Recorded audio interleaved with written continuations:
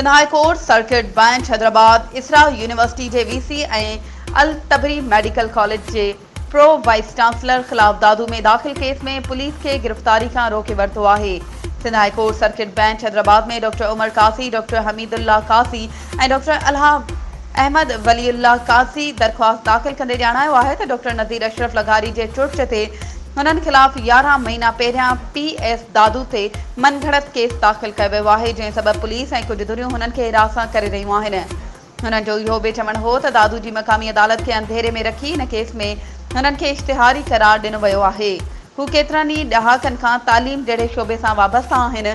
कूड़ो केस दाखिल करे हुननि जी साख मुतासिर करण जी कोशिश कई वई। अहिड़े उन दौरान अदालत दादू पुलिस के काज़ी भाइरनि जी गिरफ़्तारी खां रोके वरितो आहे।